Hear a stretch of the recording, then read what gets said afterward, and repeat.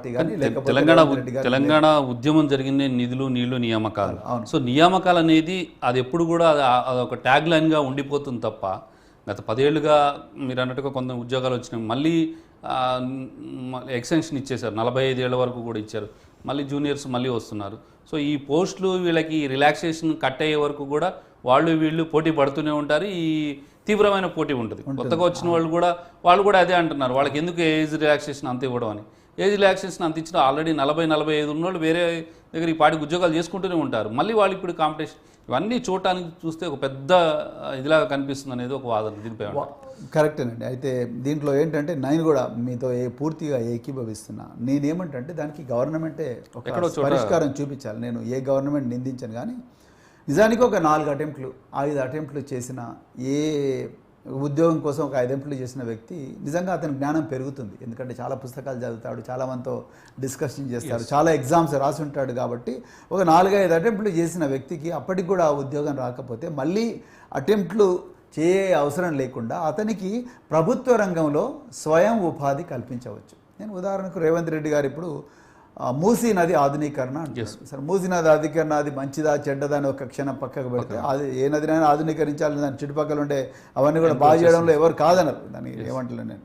కానీ అది ఒకవేళ గవర్నమెంట్కి ప్రయారిటీ అనుకుంటే 60,000 కోట్ల బడ్జెట్ ఆయన కేటాయిస్తా అంటున్నాడు. 60,000 కోట్ల బడ్జెట్లో ఈ కాంట్రాక్ట్స్ అన్నీ కూడా ఈ 60,000 ఒకటే కంపెనీకి 2 కంపెనీలు లేకుండా నిరుద్యోగులందరినీ కూడా మంచిగా తర్ఫీదు ఇచ్చి, వాళ్ళందరికీ ఈ 4 అటెంప్ట్లు 5 అటెంప్ట్లు చేసిన వాళ్ళందరికీ కూడా తర్ఫీదు ఇచ్చి, అమ్మ మీరు చాలా కష్టపడ్డారు, మీకు ప్రభుత్వ ఉద్యోగం రాలేదు, కానీ అంతకన్నా గొప్ప ఆపర్చునిటీ నేను ఇస్తానని చెప్పి వాళ్ళందరికీ కూడా ఒక చక్కటి ట్రైనింగ్ ఇచ్చేసి, వాళ్ళకు మొబిలైజేషన్ అడ్వాన్స్లు ఇచ్చి, ఒక కంపెనీ మెంటర్షిప్లో వాళ్ళే కాంట్రాక్ట్లో చేసే విధంగా చేస్తే వీళ్ళందరూ ఉద్యోగంలో 30 సంవత్సరాల్లో సంపాదించుకునేది వాళ్ళు ఒక 5 సంవత్సరాల్లో సంపాదించుకోగలరు. ఇప్పుడు ఏమవుతుందంటే తెలంగాణలో నిరుద్యోగులు ఎవరైతే ఉన్నారో, ఈ ఉద్యోగాల కోసం పోటీపడే అభ్యర్థులు ఎవరైతే ఉన్నారో వాళ్ళందరూ కూడా అమాయకంగా, అంటే ప్రభుత్వ ఉద్యోగం రావాల్సిందే, కానీ ప్రభుత్వ ఉద్యోగం రానప్పుడు కూడా మళ్ళీ ఒక 4 అటెంప్ట్లు అయిపోయిన తర్వాత కూడా ఇంకా మళ్ళీ దాని చుట్టే తిరగకుండా ఆల్టర్నేటివ్ ఎంప్లాయ్మెంట్ కోసం చూసే పరిస్థితి ప్రభుత్వం కల్పించడం లేదు. ప్రభుత్వం ఈ విషయంగా ఆలోచిస్తే చాలా బాగుంటుందని నేను అనుకుంటున్నాను. ఎందుకంటే ఇప్పుడు కంపెనీల్లో చాలా మీరు చూడండి, ఈ 60,000 కోట్లు 70,000 కోట్లు 1,00,000 కోట్ల కాంట్రాక్ట్లు ఏవైతే ఉన్నాయో, ఈ కాంట్రాక్ట్ కంపెనీలు చేస్తున్నాయి. ఈ కంపెనీలో ఎక్కడో వేరే రాష్ట్రాల నుంచి వచ్చి ప్రజలు చేస్తూ ఉన్నారు ఇక్కడ. మరి మన నిరుద్యోగులు ఎక్కడ పోవాలి? వాళ్ళకి అసలు ఇక్కడ ఆపర్చునిటీ లేదు. వాళ్ళు కూడా చిన్న చిన్న కాంట్రాక్టర్ కావచ్చు, ఓవర్ నైట్ ఎవరు కూడా ఒక పెద్ద సంస్థగా మారారు. కానీ చిన్న చిన్న కాంట్రాక్ట్స్ ఇచ్చి, సబ్ కాంట్రాక్ట్స్ ఇచ్చేసి ఒక పెద్ద కాంట్రాక్ట్ను చిన్న చిన్న ప్యాకేజెస్గా డివైడ్ చేసి ప్రభుత్వం వీళ్ళ చేతిలో పెడితే వాళ్ళు బాగుపడతారు. ప్రభుత్వం కూడా ఎంప్లాయ్మెంట్ ఇచ్చిన ఆలోచన అనేది మంచి పేరు వస్తుంది. కానీ అది ప్రభుత్వాలు చేయడం లేదు. కాంట్రాక్టులు అంతా కూడా పెద్ద పెద్ద సంస్థలకే ఇస్తారు. చిన్న వీళ్ళకి ఎవరికి ఇవ్వరు. అసలు వీళ్ళ కంపెనీలు పెట్టాలన్న ఆలోచన కూడా వచ్చే పరిస్థితి లేదు. జీవితం అంటే ప్రభుత్వ ఉద్యోగం లేకపోతే లేదు. కానీ కొన్ని రాష్ట్రాల్లో ఆ పరిస్థితి లేదండి. ప్రభుత్వ ఉద్యోగం రాకపోయినా గుజరాత్ మహారాష్ట్ర ప్రభుత్వ ఉద్యోగం వస్తే మంచిది, లేకపోయినా పర్వాలేదు, నేను కంపెనీలు పెట్టుకుంటా, లేదా కంపెనీలో పనిచేస్తే రేపు నేను ఒక స్టార్టప్లు పెట్టుకుంటా అంటారు. సో అభివృద్ధి చెందిన దేశంలో ప్రభుత్వ ఉద్యోగాల గురించి విపరీతంగా పోటీ ఏమి ఉండదండి. కానీ ప్రభుత్వాలు దీంట్లో ప్రధానమైన బాధ్యత ప్రభుత్వాలే తీసుకొని 4-5 అటెంప్ట్లు అయిన నిరుద్యోగులు తప్పకుండా వాళ్ళు ప్రైవేటు రంగంలో కూడా వాళ్ళకు ఆపర్చునిటీస్ ఇచ్చే విధంగా ప్రభుత్వాలు ప్రోత్సహించాలి. సో అంటే ఇక్కడ గ్రూప్ 1కి వచ్చేసి కూడా 1:50 అని గవర్నమెంట్ చెప్తుంది, నిరుద్యోగులు మాత్రం 1:100 చేస్తే బాగుంటుంది. దీని మీద మీ ఒపీనియన్ ఏంటి? చేస్తే మంచిదేనండి. నేను ఎందుకంటే ఆపర్చునిటీ వాళ్ళు మాకు మెయిన్స్ పెట్టదని అనట్లేదండి. మెయిన్స్ రెండోది పరీక్ష యొక్క ప్రమాణాలు తగ్గించమని కూడా అనలేదు. వాళ్ళు ఎక్కువ మందికి అవకాశాలు ఇవ్వండి అని అంటున్నారు. ఎందుకంటే మా దాంట్లో గ్రూప్ 1 ఆస్పిరెంట్స్లో చాలామంది కూడా ప్రభుత్వ ఉద్యోగులు ఉన్నారు. ప్రభుత్వ ఉద్యోగులందరూ కూడా గత 4 నెలల నుంచి ఎలక్షన్ల ప్రక్రియలో బిజీగా ఉన్నారు కాబట్టి ప్రిపేర్ అయ్యే అవకాశం రాలేదు.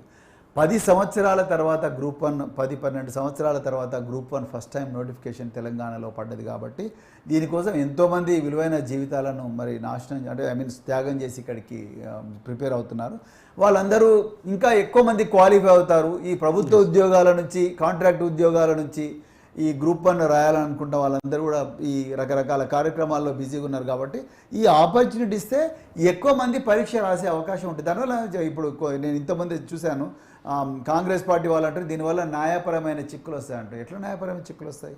న్యాయపరమైన చిక్కులు ఎప్పుడు వస్తాయంటే అర్హులైన వారిని అనర్హులుగా చేసినప్పుడు చిక్కులు వస్తాయి, సిలబస్ మారినప్పుడు చిక్కులు వస్తాయి, రిజర్వేషన్ కోటాను మారుస్తే చిక్కులు వస్తాయి, రాజ్యాంగబద్ధమైన రిజర్వేషన్ కోటాను మారుస్తే చిక్కులు వస్తాయి తప్ప 50,000 మంది ఒక ఉద్యోగానికి 50,000 మంది పోటీ పడ్డప్పుడు ఇంకొక అదే ఉద్యోగానికి 100 మందిని కూడా అర్హులుగా చేస్తే అక్కడ గొడవ లేదు. ఎందుకంటే పేపర్ అదే ఉంటుంది, ఎక్కువ మంది రాస్తారు, కాదు పేపర్ను దిద్దడంలో కొంత సమయం ఎక్కువ తీసుకుంటుంది, అంతే తప్ప ఇంకోటి కాదు. రైట్. ఇంకా ఒక పొలిటీషియన్గా పక్కన పెడితే నిరుద్యోగులు వాళ్ళే, ప్రభుత్వాలు మారినాయి తప్ప అవే ఆందోళనలు, అవే వాళ్ళే అరెస్టులు అవుతున్నారు, వాళ్ళే ఆందోళనలు చేస్తున్నారు, వాళ్ళే చేస్తున్నారు. సో రాజకీయ పార్టీలు వాళ్ళ పొలిటికల్ విమ్స్ అండ్ ఫ్యాన్సీస్ పక్కన పెట్టి కేవలం నిరుద్యోగులు వాళ్ళకు ఉద్యోగాలు రావాలనేటువంటి ఆ ఒక్క కాజ్తోనే ఎందుకు పనిచేయలేకపోతున్నారు? చేయాలి యాక్చువల్గా.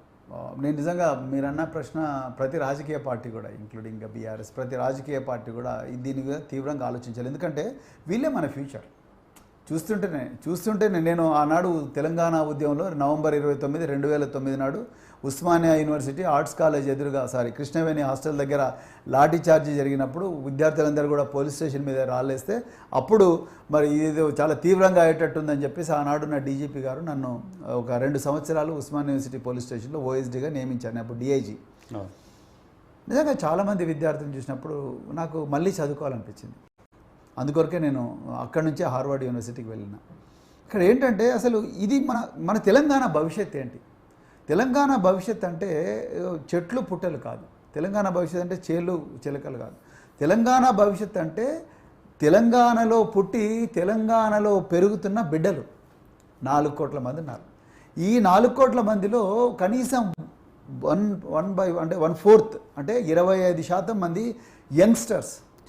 ఈ యంగ్స్టర్సే రేపు తెలంగాణను ముందరికి తీసుకుపోవాలి. అందరం ఈ ప్రపంచం అంతే అంతరించాలి. సో మరి కొత్త యంగ్స్టర్స్ ఆ జనరేషన్ ఎట్లా తయారు చేస్తాం అనే దాని మీదనే ఉంటుంది. కొన్ని అభివృద్ధి చెందిన దేశాలు 2050లో మా దేశం ఏ విధంగా ఉండాలనేది 2020లోనే వాళ్ళు పునాదులు వేసుకుంటారు. పునాదులు వేసుకొని ఒక తరంలో తీసుకొస్తారు. కానీ ఈరోజు మీరు చూస్తే చాలా చోట్ల కూడా ఈ నిరుద్యోగుల గురించి ఊకే చెప్తారు. నరేంద్ర మోడీ గారు కూడా అన్నారు, మేము 15 కోట్ల జాబులు తీసుకొస్తామని, తర్వాత ఇంకా రకరకాల చెప్పారు.